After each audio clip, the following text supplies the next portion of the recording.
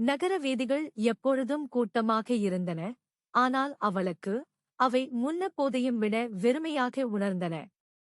அவள் யார், எப்படி அங்கு வந்தாள் என்ற நினைவு இல்லாமல் அன்று காலை எழுந்திருந்தாள்.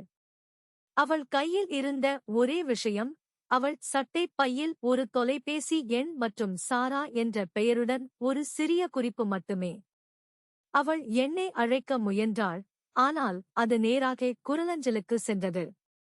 வேறு வழிகள் ஏதுமின்றி அவள் நடக்க ஆரம்பித்தாள், ஏதாவது தன் நினைவைத் தூண்டும் என்ற நம்பிக்கையில். அவள் நடந்து செல்லும்போது அந்த வழியாகச் செல்வதைக் கவனித்தாள்.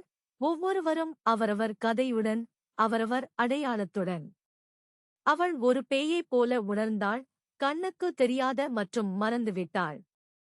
அவள் மணிக்கணக்கில் நடந்தாள். நகர விளக்குகள் அவளைக் கண்மூடித்தன, சத்தம் செவிடாக்கியது. அவள் தன்னை இழப்பது போலவும் கூட்டத்தில் மறைந்து போவது போலவும் உணர்ந்தாள்.